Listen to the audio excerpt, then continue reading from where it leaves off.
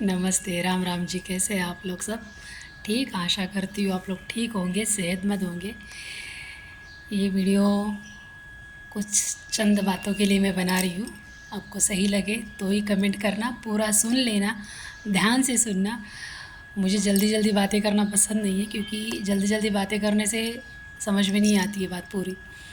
अगर आप ध्यान से सुनोगे तो आपको समझ में आएगी। तो आशा करती हूँ कि आप ध्यान से सुनोगे, उसके बाद ही लाइक कमेंट करना। यूट्यूब की वीडियो है ये, काफ़ी समय के लिए थोड़ा ज़्यादा बोल पाऊँ, इसीलिए मैं ये यूट्यूब की वीडियो बनाती हूँ और लोगों को समझा पाऊँ। तो इसीलिए मैं यूट्यूब पे वीडियो बनाती हूँ और कभी के बारे बनाती हूँ, आपको पता है। तो ये ममता कुलकर्णी के लिए वीडियो है और कुछ बातों के लिए वीडियो है। तो थोड़ी बातें मैं यहाँ पे बताऊँगी आप लोगों को। आप लोग ढंग से सुनना, उसके बाद ही जवाब देना मुझे। अभी उन्हें, ममता कुलकर्णी जी को, उन्होंने महामंडलेश्वर बनाया। जब तक वो नहीं बनी थी तब तक किसी ने कुछ भी नहीं बोला, कुछ भी नहीं बोला।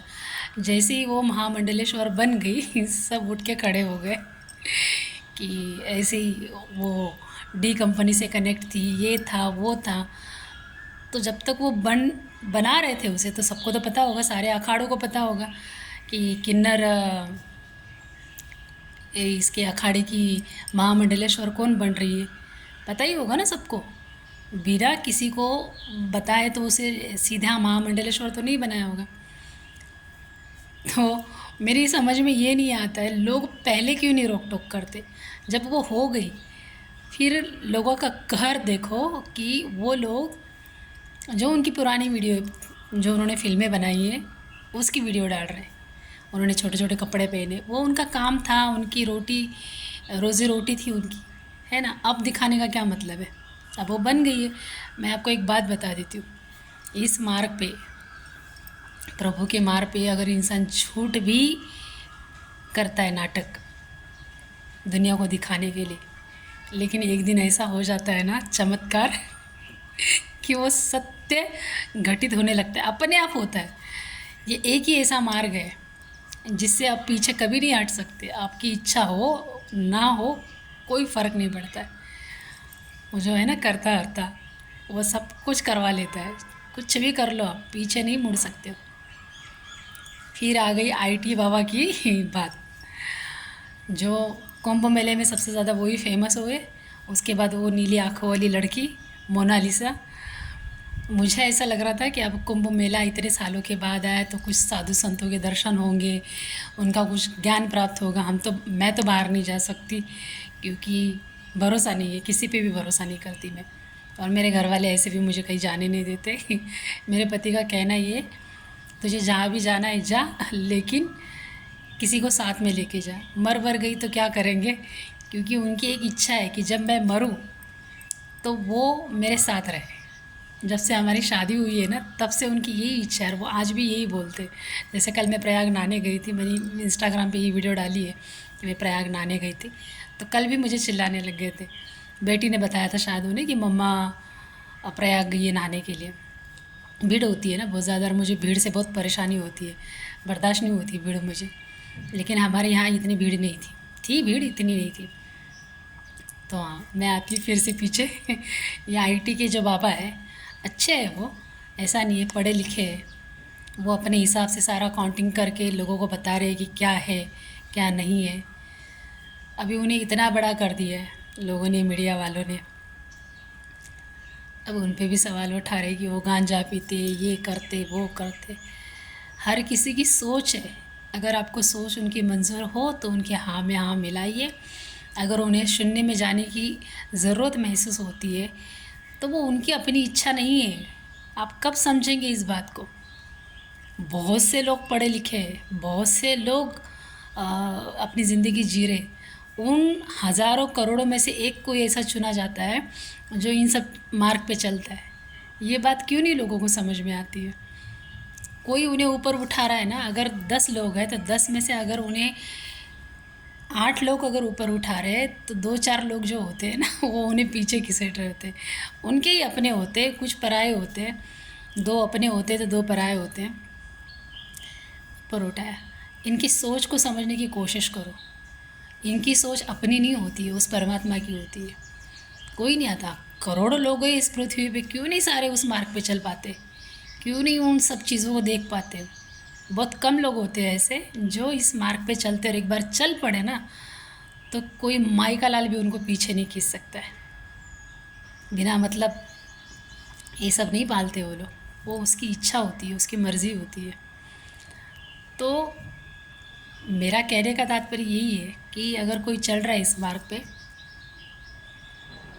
तो कभी कभी तो ऐसा लगता है पहले तो ये बता दूं, कभी कभी तो ऐसा लगता है कि बहुत ही अच्छा करते हैं लोग, कि कुछ ऊपर उठाते तो कोई पीछे खींचते हैं, और पीछे खींचने की वजह से वो और ऊपर जाते हैं, है ना। तो इनको समझने की कोशिश करो।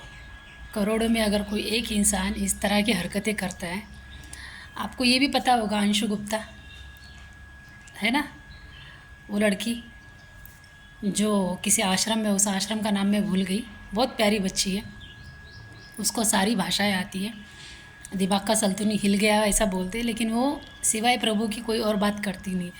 वो मुस्लिम धर्म के बारे में बात करती है, हिंदू धर्म के बारे में बात करती है, जीसस के बारे में बात करती है। आप लोगों को पता होगा सोशल मीडिया पे बहुत आती है वो, बीच में बहुत वायरल हो गई थी। ये लोगों वायरल करते फिर भूल जाते लोगों को। तो ये बात हुई। अब वो नीली लड़की वाली आँखों वाली जो लड़की है, उसे तो लोगों ने पागल करके छोड़ दिया। अब बताइए मुझे, उसकी आँखों में और उसके रंग रूप में क्या उसके माता पिता का हाथ था या उस बच्ची का हाथ था? नहीं ना। तो क्या, क्यों इतनी ज़बरदस्ती? बेचारी ने 3 लाख रुपया उसके माता पिता ने कर्ज उठाया, उसके बाद वो माला खरीदी, उसको माला तक नहीं बेचने दी लोगों ने, हद कर दी। उसके भाई को मार दिया, उसके माता पिता को लोगों के सामने ला के रख दिया। अरे जो प्रभु ने दिया है, जो आपको दिया, उस बच्चे को भी दिया है, थोड़ा सा अलग बनाया। अभी उसे इतना वायरल करके क्या मिला बता? लॉस ही होगी ना। उसकी जो चीज़ें बेचने वो आई थी कुंभ मेले में, उसकी जो इच्छा थी वो हो ना पाई, और कुछ और ही हो गया। क्या मिलेगा आगे उसे? कुछ नहीं मिलेगा। हद करते हैं लोग और फिर कहते हैं कि हमने क्या किया है। अरे सारा किया करा है तो आप ही का होता है। हाँ, हमारा ही होता है सारा किया करा है, आप ही का नहीं। मैं भी उसमें आ रही हूँ, क्योंकि मैंने इन लोगों का नाम लिया है तो मैं भी उसी में हूँ। हमारा ही किया करा होता है। किसी का अगर हाथ पकड़ते हो तो उसे वहाँ तक लेके चलो, अगर नहीं चल सकते तो वो जहाँ है उसे वहीं रहने दो। साथ नहीं दे सकते तो बदनाम करने की कोशिश भी मत करो। अगर आपने सारी वीडियो ध्यान से सुन ली होगी तो आशा करती हूँ कि आप समझेंगे और लोगों की बातों में नहीं आए। इस मार्ग पे चलना, धार्मिक मार्ग पे चलना, प्रभु को याद करना, यह हर किसी की बस की बात नहीं होती है। अभी आप कह रहे होंगे कि प्रिया जी आप इतनी बड़ी बातें बोल चुकी, इसलिए बोल रही हूँ क्योंकि देखो मैं भी इस मार्ग पे चल रही हूँ, है ना। मेरे कोई गुरु नहीं है, ये अखंड ब्रह्मांड ही मेरा गुरु है।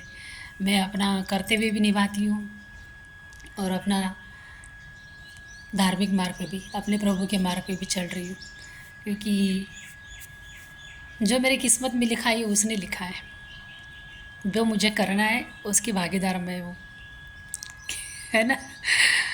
क्योंकि उसने मुझे चुना है। चुनने के लिए मैं कुछ भी चुन सकती, तो मेरी मर्ज़ी कहाँ चलती है। उसने मुझे जन्म दिया है, इसीलिए दिया शायद कि मैं दोनों भी चीज़ें करूँ, है ना।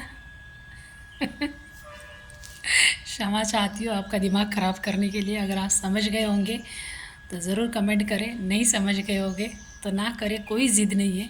बस कुछ बातें समझाने की कोशिश कर रही थी आपको कि जो जैसा है उसे अपना सकते हैं तो अपनाइए, नहीं अपना सकते तो बिना मतलब के बदनाम ना करें और लोगों की बात ना सुने, क्योंकि जब तक आप उस इंसान से नहीं मिलते आपको वो इंसान कभी नहीं समझ में आएगा। इससे ज़्यादा इस पे भरोसा करो, जब ये आपको दिखाएगा तब ये आपको समझेगा, और जब ये समझेगा तो ये आपको समझाएगा। सीधी बात इससे इससे इससे नहीं होती है, इससे होती है, इससे होती है, फिर इससे होती है और फिर इससे निकलती है। राम राम।